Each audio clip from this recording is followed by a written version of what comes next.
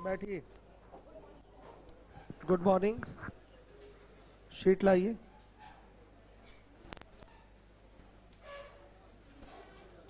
सभी बच्चे ध्यान दें, अब जल्दी एक टॉपिक कंप्लीट होने वाला, नया बैच स्टार्ट होगा।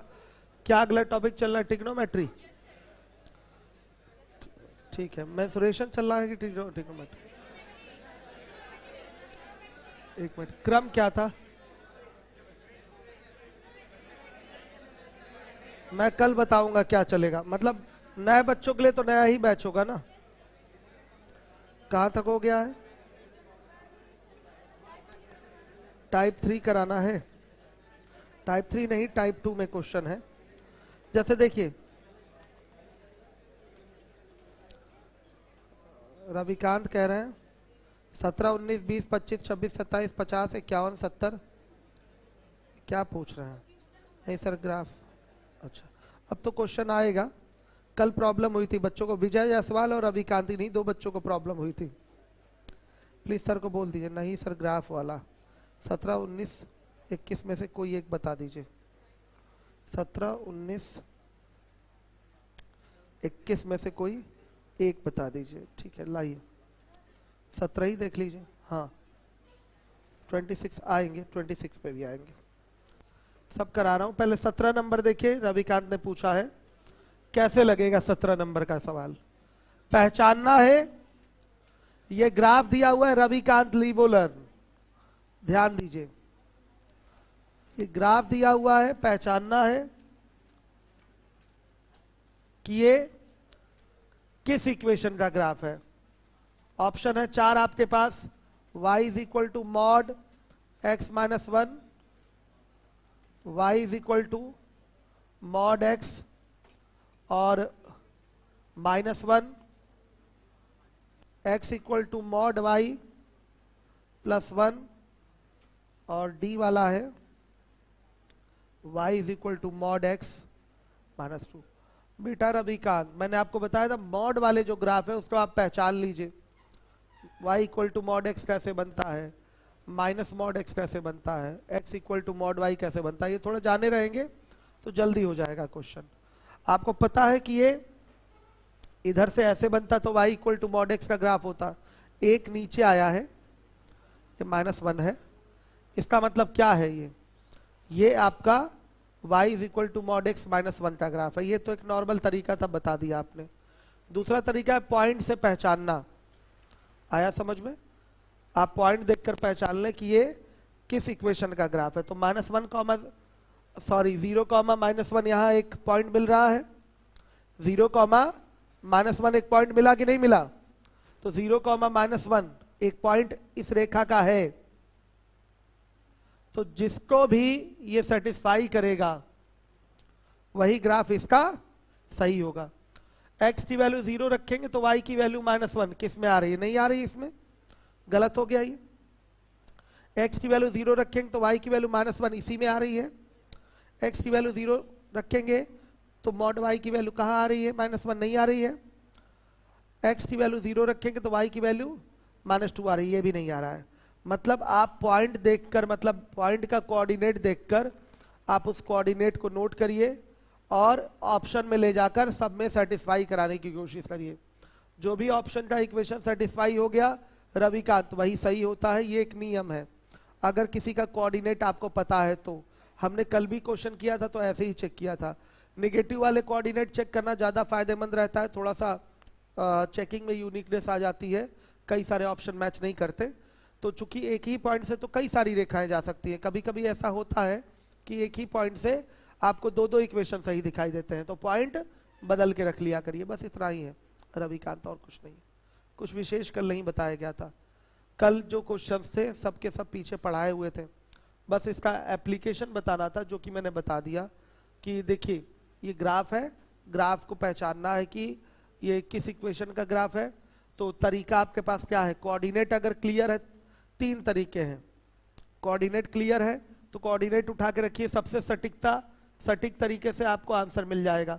कभी कभी एक कोऑर्डिनेट रखने से दो इक्वेशन सही दिखाई देते हैं, तो होता भी है। एक बिंदु से तो कई सारी रेखाएं जा सकती हैं, तो फिर आप कोऑर्डिनेट आप बदल के रख लीजिए। यहाँ पर कंफर्म है कि एक कोऑर्डिनेट मिल रहा है क्या? 0,-1 ये है ना 0,-1, एक्स पे 0 है, वाई पे -1 है, तो आराम से आप किसी में रख के चेक कर लीजिए।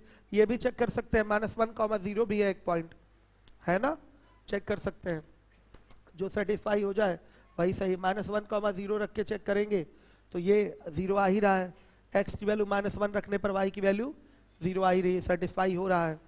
आ रहा है समझ में? एक ये कोऑर्डिनेट वाला तरीका हो गया। दूसरा तरीका, जब कोऑर्डिनेट ना दिया हो तो सबका इक्वेशन बना लीजिए, रफ फिगर, जितने भी ऑप्शन दिए गए हैं सबका एक रफ फिगर बना लीजिए।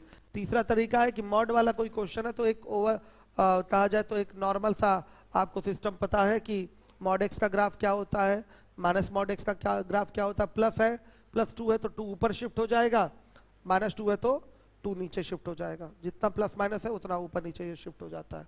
सही है, आ रहा है समझ में? तो यही 3 तरीके हैं रविकांत। अब आ जाइएगा 23 नंबर का क्वेश्चन है, ध्यान से देखिएगा। 23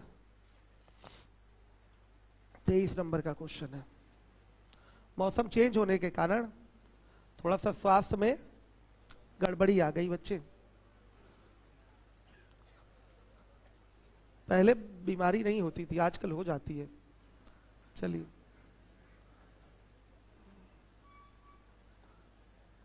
लेकिन ये सब कोरोना वाली प्रॉब्लम नहीं है, ठीक है। ये लीजिए, सबसे पहले तो इन इक्वेशन का ये ग्राफ है, ये लाइन है और ये इसका रीजन है, क्षेत्र है। सबसे पहले ये किस लाइन का ग्राफ है उसका इक्वेशन देख लीजिए। y is equal to x का ग्राफ है, क्लियर है। ये रेखा का समीकरण क्या है, y is equal to x. और अगर आपका क्षेत्र नीचे की ओर है, बिलो द लाइन है, तो मैंने क्या बोला था, y इज लेस देन और इक्वल टू क्या होगा, x होगा। बिलो द लाइन अगर ग्राफ है तो आ गया समझ में, बिलो द लाइन है, यही बताया था, नोट भी लिखाया था मैंने, ठीक। अब देखिए 24 नंबर का है, 24 देखिए, 24 ऐसा ये सब पेपर का पूछा हुआ क्वेश्चन है। 24 ये भी तो वही है,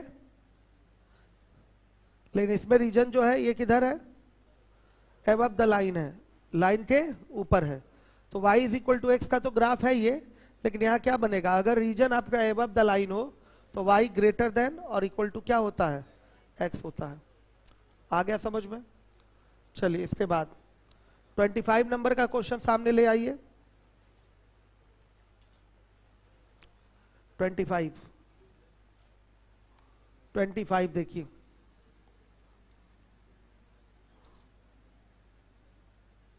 बच्चे ये किसका ग्राफ होता है,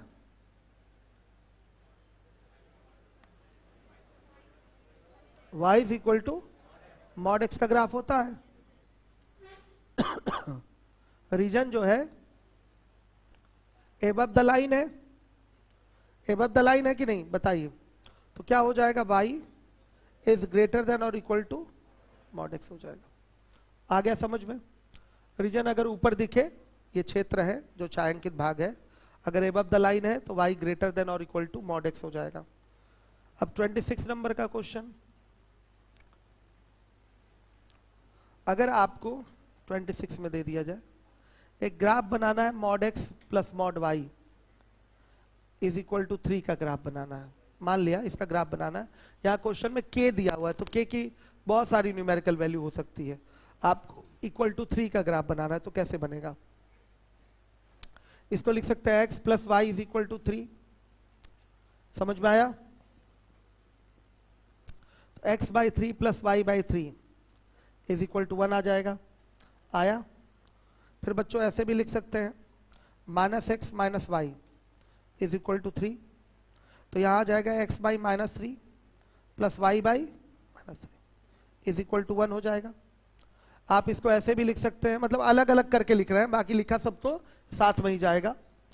अगर इसको लिख रहे हैं आप कैसे, -x plus y is equal to 3, तो x by -3 plus y by 3 is equal to 1 हो जाएगा।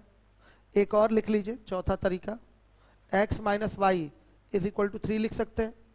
एक पार्ट होगा कि नहीं इसका, इसमें भी डिफाइन होगा ये, एक प्लस ले लिया और एक माइनस ले लिया, इस पर भी डिफाइन होगा। तो यह आएगा x/3 plus y/-3 is equal to 1 हो जाएगा। अब प्लॉटिंग करने जा रहे हैं, 1 2 3 1 2 3 1 2 3 1 2 3।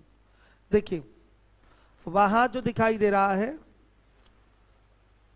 x प्लस वाई बराबर 3 में x इंटरसेप्ट y इंटरसेप्ट 3 3 दिखाई दे रहा है, तो कैसे जाएगा, ये ऐसे जाएगा। हो गया, ये 3 ये भी 3, समझ में आया। आगे लाइन मत बढ़ाइएगा, कटेगा ना ये भी इससे। और दूसरे वाले में दोनों इंटरसेप्ट माइनस में दिख रहे हैं, तो -3 ऐसे आएगा आएगा। तीसरे वाले में एक इंटरसेप्ट माइनस में दिख रहा है x वाला, और y इंटरसेप्ट प्लस में दिख रहा है, तो ये ऐसे जाएगा। आ गया समझ में। और फिर चौथे वाले में ध्यान से देखिएगा, चौथे वाले में क्या हो रहा है, हाँ एक इंटरसेप्ट प्लस में है x वाला और y इंटरसेप्ट माइनस में है, तो ये ऐसे जाएगा। क्या बना, एक वर्ग बन गया। क्या बना, वर्ग। तो ये किसका ग्राफ हो गया, मॉड x प्लस CDS का पूछा हुआ सवाल है इसलिए दे दिया मैंने, हो सकता है SSC में कभी आ जाए। ये mod x plus mod y is equal to 3 का ग्राफ है। अगर बेटा यहां k हो जाए तो ये ऐसे हो जाएगा। आ रहा है समझ में, ये ऐसे हो जाएगा। समझ रहे हैं, ऐसे चलता रहेगा। अगर k हो जाए, k मतलब कोई भी न्यूमेरिकल वैल्यू हो सकती है। हमने एक पे दिखा दिया आपको, mod x plus mod y। Ravikant और जायसवाल जी 2 बच्चे हैं लीवोलन पे, अतृप्त बच्चे हैं, ठीक है। तृप्त हुए कि नहीं, समझ में आया। रविकांत और विजय जायसवाल बताइए। हम नहीं चाहते कोई बच्चा अतृप्त रहे। अच्छा सानिया मन जाती है, मन तेज पढ़ा दिया क्या मैंने, सबको आए, वो बच्चों वाली चीज थी इसलिए मुझे लगा कि थोड़ा पढ़ा दो ऐसे ही, कि और डिटेल चाहिए। चलिए कल खत्म हो जाएगा इसका CL आपके नंबर सिस्टम का। परसों होगा टेस्ट, परसों मैं उपलब्ध भी नहीं रहूंगा, परसों होगा टेस्ट। कोऑर्डिनेट का भी टेस्ट करा लेंगे और नंबर सिस्टम भी करा लेंगे। रिवीजन कर लीजिए आप लोग प्रॉपर। हो गया ये। फिर बताऊं क्या, ऐसे ही अगर आपको 4 लेना हो, 5 लेना हो, 6 लेना हो, कुछ भी लेना हो ले सकते हैं। अगर इससे बना एरिया पूछे, इससे जो फिगर बनेगा mod x plus mod y is equal to 3 से बना हुआ एरिया पूछे, तो एक वर्ग ही तो बन रहा है। क्या बन रहा है, वर्ग बन रहा है। ये कितना हो जाएगा, 3, ये भी 3, ये भी 3, ये भी 3, ठीक। ये वर्ग बन रहा है, तो विकर्ण क्या हो गया बताइए, 6। ये भी विकर्ण क्या हो गया, 6। तो वर्ग का क्षेत्रफल होता है विकर्ण का स्क्वायर बटा 2। होता है कि नहीं वर्ग का एक क्षेत्रफल, नहीं होता क्या, विकर्ण का स्क्वायर बटा में 2 नहीं होता। सीधे सीधे हो गया विकर्ण का स्क्वायर यानी कि 6 का स्क्वायर 36, 36 बटा 2 यानी कि 36 बटा 2 यानी कि 18। यह आंसर आ जाएगा। आया समझ में, क्लियर है। मतलब एरिया अगर कभी पूछ ले, इससे बना चतुर्भुज का क्षेत्रफल बताइए, तो चतुर्भुज का क्षेत्रफल क्या होगा, एक फिगर बनाइएगा सीधे सीधे, आपका विकर्ण सीधे इसका दुगुना हो जाएगा, 3 दूना 6, और वर्ग बनेगा, वर्ग का क्षेत्रफल होता है विकर्ण का स्क्वायर बटा 2 यानी कि 6 का स्क्वायर बटा 2 यानी कि 18 यूनिट स्क्वायर आ जाएगा आंसर। खैर इसमें एरिया लिखा नहीं मैंने। 27 नंबर बच्चे बताइए, ये किसका ग्राफ है, mod y is equal to किसका ग्राफ है,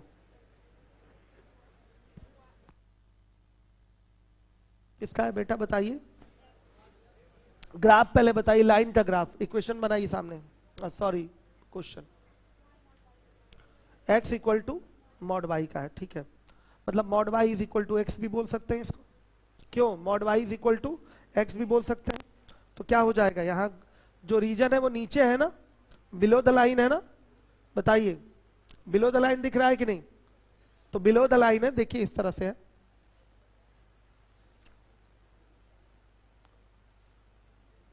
जो भी आना है इसके अंदर ही आना है। अब जो भी इक्वेशन बनेगा उसके अंदर ही बनेगा।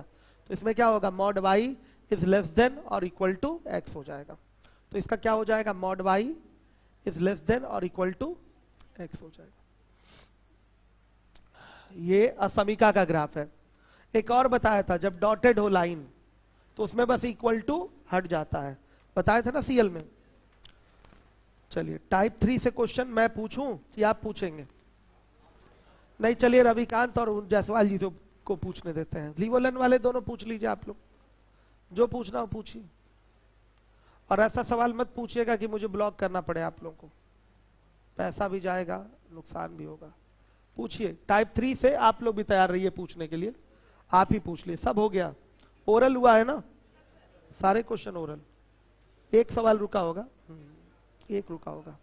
आप लोग जायसवाल जी और रविकांत दोनों बच्चे पूछ ले, और तेलियरगंज वाले आप भी पूछ लीजिए। ये बाद में मत रोइएगा कि सर नहीं करवाए।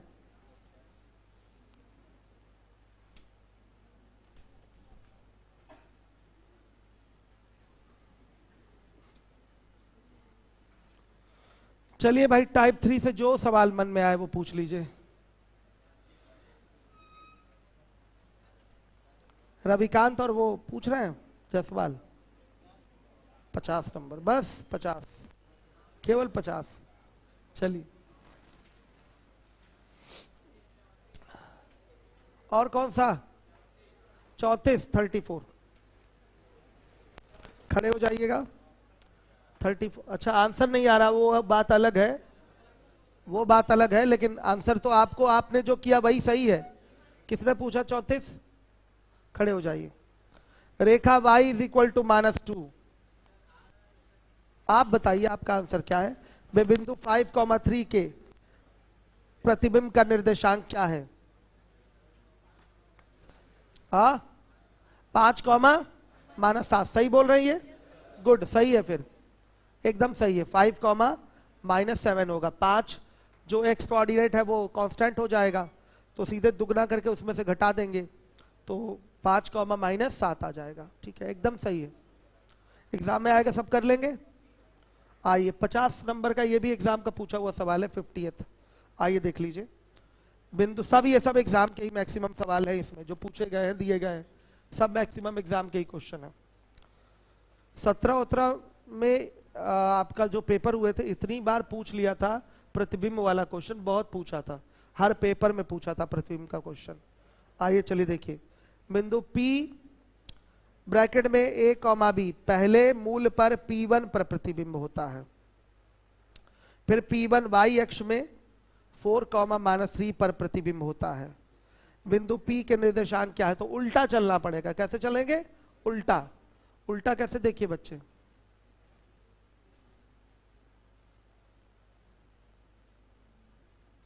x अक्ष, y अक्ष। y अक्ष में 4, -3 पर प्रतिबिंब होता है, यानी कि 4, -3 ये हो जाएगा। 4, -3 ये हो गया। अब ये P1 y अक्ष में 4, -3 पर प्रतिबिंब होता है, ठीक। और ये जो प्रतिबिंब हुआ है y अक्ष से हुआ है, y अक्ष से हुआ है, तो इसका जो बिंदु होगा जिसका ये प्रतिबिंब है वो क्या होगा? -4, -3 होगा। इसी का ये प्रतिबिंब बनेगा y अक्ष पे, ये क्या होगा? P1 होगा। और ये पहले मूल से प्रतिबिंब हुआ है, तो पहले मूल से प्रतिबिंब होने का मतलब ये यहां जाएगा। आया समझ में? ये कहां जाएगा? यहां जाएगा। तो इसका कोऑर्डिनेट क्या हो जाएगा बताइए? 4,3 हो जाएगा। ये आपका आंसर फर्स्ट में चला गया ना ये उठ के। देखिए जो होना है y अक्ष, देखिए पहले ये मूल से प्रतिबिंब, मूल मतलब ये मूल बिंदु, ये मूल बिंदु से प्रतिबिंब हुआ है तो ये तो यहीं आएगा भाई। ये मूल बिंदु अगर मिरर हो गया तो ये यहां से उठ के यहां आएगा। फिर y अक्ष पे इसका प्रतिबिंब बना है तो y अक्ष का प्रतिबिंब यहां जाएगा, और तो कहीं जाएगा नहीं। y अक्ष तो यही है, तो y अक्ष का प्रतिबिंब यहां जाएगा। तो हम लास्ट वाला पहले उठाएंगे, ये आपका 4, -3 लिख दिया जाएगा, वो इसी थर्ड क्वाड्रेंट में ही रहेगा। आ गई बात समझ में? क्वाड्रेंट वाली बात समझाए थे कि नहीं? हम आप लोगों को समझाए थे ना, ठीक। 4, -3 थर्ड में ही जाता है। सॉरी, ये कौन सा है? फोर्थ में जाएगा। थर्ड तो माइनस माइनस रहेगा, फोर्थ में जाएगा। क्लियर है? तो फोर्थ में 4, -3 बना लिया। अब ये y से प्रतिबिंब हुआ है, y के सापेक्ष, तो y के सापेक्ष हुआ है, तो किस बिंदु का ये प्रतिबिंब रहेगा? वापस से इसका उल्टा प्रतिबिंब बना लीजिए, तो 4, -3 का प्रतिबिंब -4, -3 बनेगा। तो इसी का प्रतिबिंब ये है, इसका प्रतिबिंब ये है, लास्ट में ये बना है। अब ये किसका प्रतिबिंब है? कहीं कोई बिंदु है जो मूल से, पहले मूल से आपका प्रतिबिंब बनाया है, तो निश्चित रूप से मूल से बनाया है, तो उल्टा जाएंगे तो ये मूल है, तो इसका प्रतिबिंब वापस से बना लीजिए, तो वो मूल, वो बिंदु मिल जाएगा। तो मूल से ही प्रतिबिंब बनाएंगे तो ये यहीं जाएगा फर्स्ट क्वाड्रेंट में, तो ये 4,3 हो जाएगा। कितने लोग किए थे इसको? ठीक है, सही है, यही होगा। बच्चों इस सवाल को लास्ट से करना है, आखिरी से करना है। आ गया समझ में? आखिरी से।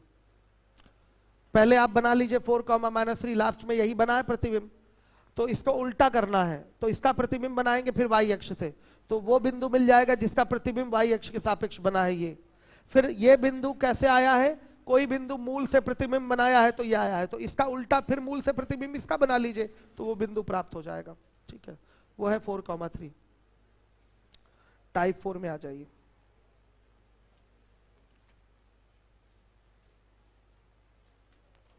चलिए,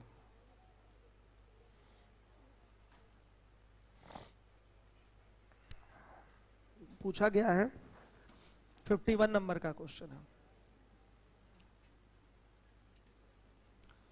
है। x बराबर a और y बराबर b के ग्राफ किस बिंदु पर काटेंगे? बताइए। a, b पर ही काटेंगे। क्लियर है? फिगर भी दिखा दूं मैं। x बराबर a है, आ रहा है बच्चों समझ में, और y बराबर b है। तो कहाँ काट रहे हैं? ये a हो गया, ये b, तो यही काट रहे हैं a, b पे। ये क्या है? x बराबर a है और ये y बराबर b है। कहाँ काटे हैं? a, b पर ही काटे हैं। टाइप 4 पे आ जाइए अब। 51 नंबर का क्वेश्चन।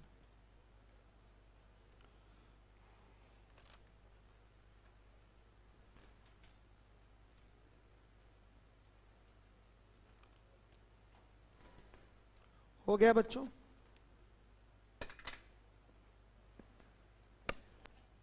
हम्म 52 नंबर का क्वेश्चन है आपका।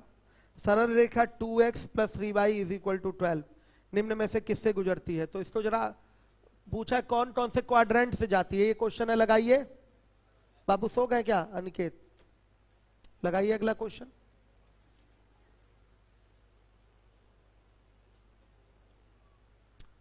वन नंबर का क्वेश्चन। अनिल नहीं आएंगे क्या आज? बात हुई है आपकी? 12 बजे तक आएंगे। चलिए देखिए बच्चों, ये नॉर्मल है क्वेश्चन, सब एग्जाम के पूछे हुए सवाल है, ध्यान दीजिएगा। बोला है सरल रेखा 2x + 3y = 12 निम्न में से किससे गुजरती है? तो अगर इसका अंतःखंड रूप लेंगे तो x/6 + y/4 = 1 आया। तो ये किससे जाएगी? फर्स्ट से भी जाएगी, सेकेंड से भी जाएगी, फोर्थ से भी जाएगी, थर्ड से नहीं जाएगी। बना के देख लीजिएगा। सही है? हो जाएगा कि करवा दूं व्हाइट बोर्ड पे? रविकांत और जायसवाल जी दोनों लोग पे ध्यान दिए रहिएगा, ठीक है? कहीं बच्चे कल तो खूब बेचारे इरिटेट हुए थे दोनों, कह रहे हैं वो लोग कि ट्रेन पकड़ के लग रहा है अब इलाहाबाद आना पड़ेगा, वहीं पढ़ना पड़ेगा। चलिए 53। रेखा 7x - 3y = 2 x अक्ष को किस बिंदु पर काटती है? क्यों बच्चे? सीधे आप इसको कौन सा रूप दीजिए? अंतःखंड। क्वेश्चन सामने लग गया कि नहीं? बाबू लेट मत करिए, क्वेश्चन लगा दिया करिए जल्दी से। 53 है 7x - 3y = 2 x अक्ष को किस बिंदु पर काटती है? तो बताइए। ये सब सारे सवाल बैठ के कराने वाले हैं, रुकिए। चलिए क्या हो गया देखिए। तो बच्चों हाँ, तो 53 देखिए, रेखा 7x - 3y = 2 x अक्ष को किस बिंदु पर काटती है? सीधे अंतःखंड रूप में ले आइए। तो 7x/2 करेंगे तो x/7/2 हो जाएगा। हो जाएगा कि नहीं? तो x अक्ष को किस बिंदु पर काट रही है? बताइए। 7/2 पे, 2/7, हाँ सॉरी 2/7 पे काट रही है। किस पे काटेगी? 2/7 पे हो गया। अब आइए 54 समीकरण बोला गया है 25x + 75y = 225 और x बराबर 9 किस बिंदु पर मिलते हैं? बस x बराबर 9 उठा के रख दीजिए, y की वैल्यू आ जाएगी। तो वो बिंदु क्या होगा? 9, एक ही ऑप्शन भी है 9 पहले किस में दिया हुआ है? ऑप्शन बी में। तो आपको पूरा सॉल्व भी नहीं करना है, पक्का 9, क्या होगा? 0। x का कोऑर्डिनेट 9 ही रहेगा। कटान बिंदु का x कोऑर्डिनेट क्या होगा? 9 होगा। सहमत है? नहीं समझे भाई? दो इक्वेशन है, x बराबर 9 और एक दिया हुआ 25x + 75y = 225। तो यहां पर x बराबर क्या रहेगा बताइए? 9 ही रहेगा। आ रहा है समझ में? और फिर y बराबर 0 आ जाएगा। आप बिना मान रखे भी डायरेक्ट बोल सकते हैं क्योंकि 9 पहले केवल एक ही ऑप्शन में है। अब आइए 55 रेखा 2x - 3y = 6 y अक्ष को किस बिंदु पर काटती है? ओरल हो जाएगा। y अक्ष का समीकरण होता है x बराबर 0, तो x कोऑर्डिनेट तो 0 ही रहेगा। वो उठा के इक्वेशन में रखेंगे तो y कोऑर्डिनेट आ जाएगा और जो कि आएगा आपका -2। और बिना रखे भी हम डायरेक्ट आंसर दे सकते हैं कि 0 पहले किस में है? केवल b वाले में। हाँ, तो 0 - 2 हो जाएगा, रखना भी नहीं है। मतलब है तरीका कि रखना चाहिए, लेकिन अगर देख रहे हैं तो कॉमन सेंस लग जा रहा है कि 0 यानी कि x कोऑर्डिनेट केवल ऑप्शन बी में ही पहले है, इसलिए वही क्या होगा? आंसर होगा। समझ रहे हैं रविकांत और जायसवाल जी? चलिए देखिए, अब इसके बाद है आपका रद्दी सवाल है ना बच्चों ये सब। 56 भी हो जाएगा। x अक्ष को काटती है किस बिंदु पर? x अक्ष का मतलब y बराबर 0, तो y बराबर 0 उठा के रखना पड़ेगा, तब x की वैल्यू आएगी। तो क्या आ रहा है? -3, 0 सही है, हो जाएगा। सब पेपर के पूछे हुए सवाल है, मैं अपने मन से नहीं करा रहा हूं, ये सब पेपर में इस पैटर्न पे आया है क्वेश्चन। ठीक है, तो आप लोगों को लगाना है एक एक सवाल, छोड़ना नहीं है। अब आइए, फ्री का नंबर दिलाएगा कि नहीं ये सब? जब एग्जाम में आएगा तो आराम से मिलेगा। चलिए देखिए 57 रेखा 3x + 2y = 12 किस बिंदु पर y अक्ष को काटती है? y अक्ष को काटने का मतलब x बराबर वहां 0 रहेगा, x बराबर 0 रहेगा। y अक्ष काटने का मतलब क्या? x बराबर 0। ये सब नोट बना लीजिएगा आप लोग अपना। x बराबर 0 हो गया, यही x बराबर 0 उठा के रेखा में रखेंगे तो क्या आएगा? y की वैल्यू आएगी। तो क्या मिल रहा है? 0,6। ठीक है, अब इसके बाद 58 भी हो जाएगा, 59 भी हो जाएगा, 60 भी हो जाएगा। सही है, 61 देख लीजिए, कराना है? कौन कह रहा है करा दीजिए? उस क्षेत्र का क्षेत्रफल ज्ञात करिए जो रेखा हो 3x + 4y = 12 और 6x + 8y = 60। x बराबर 0 और y बराबर 0 से गिरा हुआ है। x बराबर 0 यानी कि x अक्ष, सॉरी y अक्ष, और y बराबर 0 यानी कि x अक्ष। तो हो तो गए 4 इक्वेशन। कराए नहीं है सीएल में? x अक्ष, y अक्ष और इन दो रेखाओं से घिरे हुए क्षेत्र का क्षेत्रफल बताना है। मतलब एक चतुर्भुज बनेगा कि नहीं, उसी चतुर्भुज का एरिया निकालना है। कैसे निकलेगा? बड़े समकोण त्रिभुज के क्षेत्रफल में से छोटे समकोण त्रिभुज के क्षेत्रफल को माइनस। भूल गए क्या? याद है? करा दूं? हो जाएगा। उनसे पूछिए कौन बोला है। विजय मूर्ख है आप। ठीक है, ये सब अंकुर भी बोले। आप लोग बेटा पढ़ते नहीं है, मोबाइल लेके कोई बहुत बड़ा मैथमेटिशियन नहीं हो जाता है।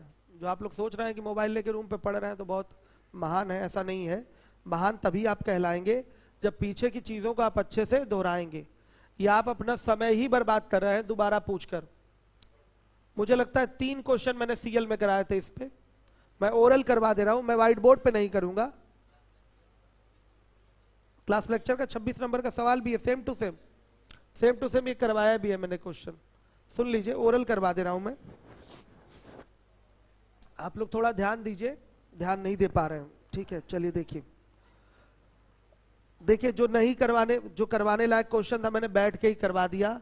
अब वो भी सिंपल है भाई, कहीं कोई रेखा काट रही है, एक्स अक्ष पे काट रही है, पक्का y बराबर वहां 0 होगा। y कोऑर्डिनेट कटान बिंदु का क्या होगा? 0, ये सब तो सब बता ही चुके हैं। तो सीधे y कोऑर्डिनेट उस रेखा में ले जाके रखेंगे तो क्या निकल के आ जाएगा, x कोऑर्डिनेट आएगा कि नहीं आएगा, यही सब तो है बस। आगे देखिए मैं ओरल करने जा रहा हूँ 61 को। पहले रेखा को अंतःखंड रूप में मत लाइए, दूसरे वाले को लाइए। क्या हो जाएगा 6/60 plus 8, 6x/60 plus 8y/60 is equal to 1 हो जाएगा। तो वो 10 हुआ और वो हो गया 15/2, आ गया 15/2। अब सुनिए इसका जो एरिया आएगा 1/10 इंटू 1/2 इंटू 10 इंटू 15/2, तो कट गया, ये कितना आया 75/2 आया। अब इसमें से क्या माइनस होगा, उधर से आया 3x plus 4y is equal to 12 को अंतःखंड रूप में लाएंगे तो आएगा 4 और 3, तो 1/2 इंटू 4 इंटू 3 6 आया। तो 75/2 में से 6 घटाएंगे तो कितना आएगा 31.5 आ गया कि नहीं आ गया। बस देखिए अब आगे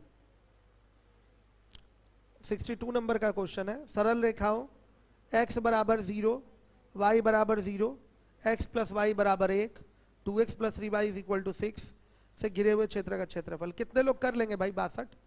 सब लोग कर लेंगे। कितने लोग नहीं कर पाएंगे? हो जाएगा। क्या हुआ, चलिए कराता हूं, फिर क्या करूंगा, करा ही देता हूं, बेचारों की आत्मा तृप्त रह जाएगी। देख लीजिए ये मैं 61 नहीं करवा रहा हूं, 61 CL का 26 नंबर का क्वेश्चन है। मेरे महान बच्चों 62 नंबर का क्वेश्चन देखिए आप लोग 62।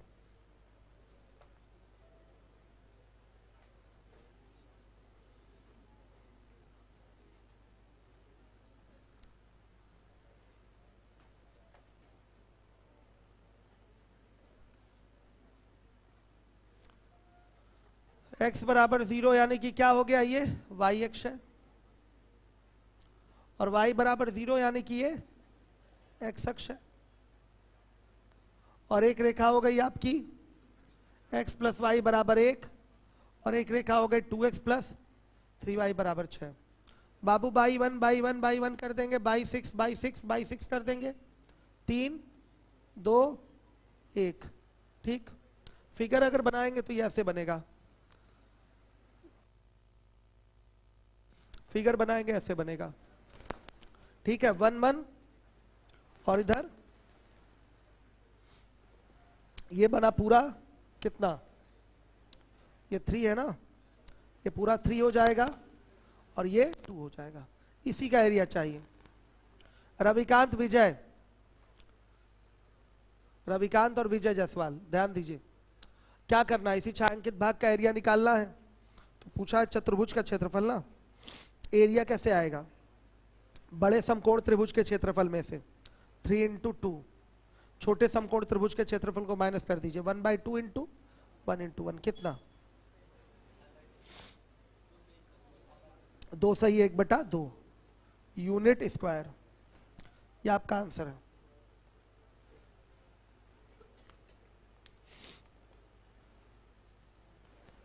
सब बहुत सिंपल सवाल है, आप लोग लगाए नहीं है, फटाफट करिए।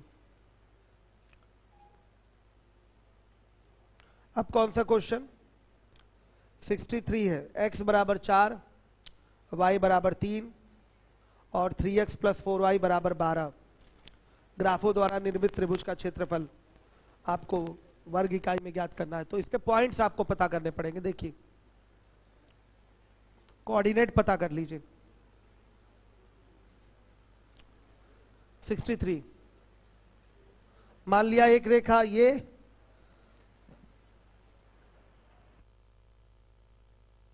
एक रेखा ये, देखिए ये x बराबर 4 हो गया, y बराबर 3 हो गया, और ये हो गया 3x plus 4y is equal to 12।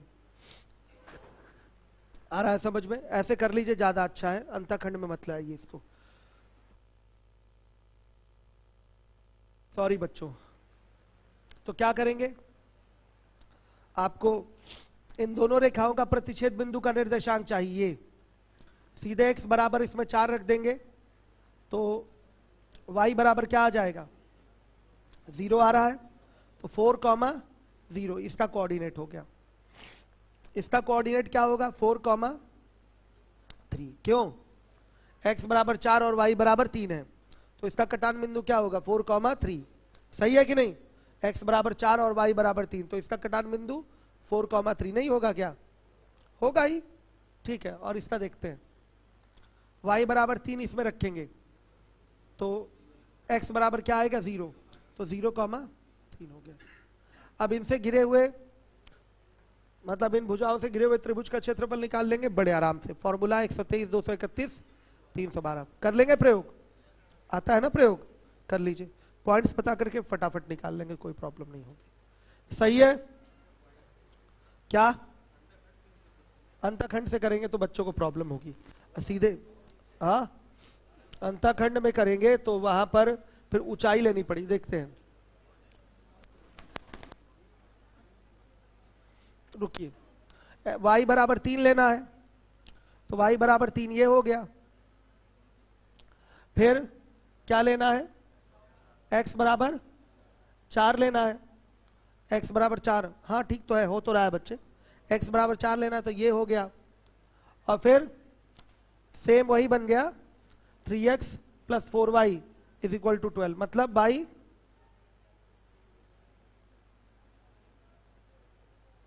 12 4, और ये तो बच्चे यही तो जाएगा, हाँ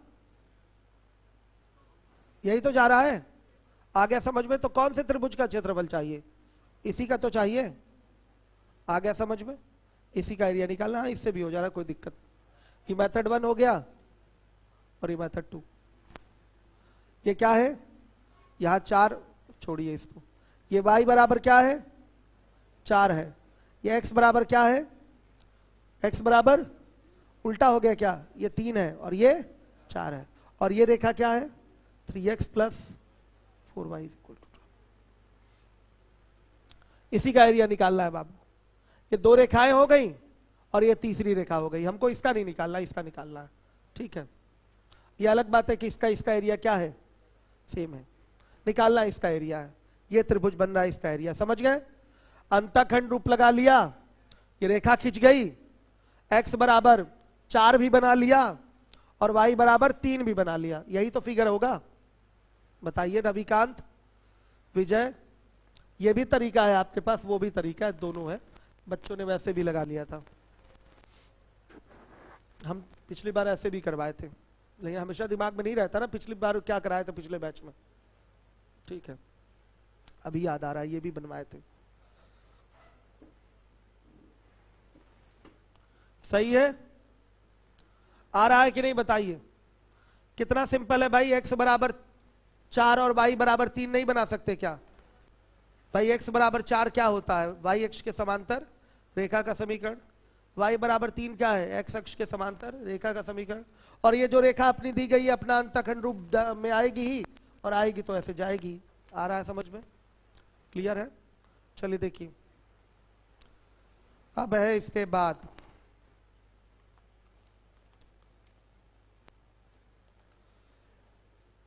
दिया गया 4x plus 5y is equal to 40, x अक्ष, y अक्ष, x बराबर 5, y बराबर 4 के ग्राफ द्वारा निर्मित त्रिभुज का कुल क्षेत्रफल क्या होगा। 6, कौन सा 6, इसमें 40 आ रहा ना, बनाइए करिए, देखिए फिगर ही बना ले, ज्यादा अच्छा है। आप लोग करिए, अब मैं आज इतना ही कराऊंगा। फिगर बनाइए आप सारे, 4 लाइन दी गई है ना कि 5 लाइन, 5 लाइन है, पांचों लाइन फिगर में 2 तो बने ही रहेंगे, x अक्ष y अक्ष, बाकी 3 और बनाने हैं। देख लीजिए क्या पोजीशनिंग हो रही है उसकी, कितने ट्रायंगल बन रहे हैं उसमें। हाँ 2 बन रहा है ना, ट्रायंगल कितने बन रहा है, फिगर बनाया होगा आप लोगों ने, नहीं फिगर बना लीजिए ज्यादा अच्छा रहेगा। 5 कितनी साइड है इसमें,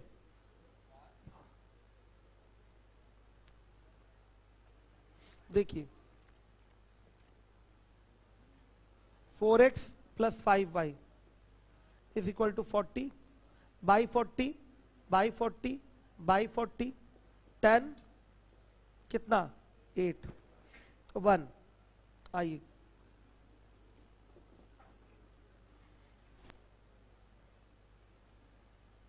10 8 10 8। फिर उसके बाद फिर बोला x बराबर 5, x बराबर 5 लेना है और y बराबर क्या लेना है 4। ये है, सही है। इस तरीके से फिगर है, सही है। तो इसमें जितने त्रिभुज बन रहे हैं, कितने त्रिभुज बन रहे हैं? 2 बन रहा है, एक ये और एक ये। तो द्वारा निर्मित त्रिभुज का कुल क्षेत्रफल क्या होगा? तो हाँ ठीक तो है, सही है। एक रेखा, एक ये। अच्छा 3 बन रहा है बाबू, 1 2 3। बड़ा वाला भी लेना पड़ेगा ना, हमको सारी लाइंस का यूज करना है। 1 2 तो सही बोले आप लोग, ये भी है इसमें। निकाल लीजिए एरिया साइड डिसाइड करके। मिलूंगा कल, आज इतना ही। ये फिगर है, मैंने बना दिया कि आपका डाउट दूर हो जाए, ये तो आप डिसाइड नहीं कर पा रहे थे कितने हैं क्या है। बस आज बच्चों इतना ही। मजा आ रहा है कोऑर्डिनेट पढ़ के? इसके बाहर कुछ नहीं आएगा जो पढ़ा रहा हूं मैं, पेपर उठा के देख लीजिएगा। बस आप लोगों को प्रैक्टिस करनी है रूम पे। अब कल करवाऊंगा क्वेश्चन बच्चों कोऑर्डिनेट के। आइए ठाकुर साहब, मैनेज करिए क्लास।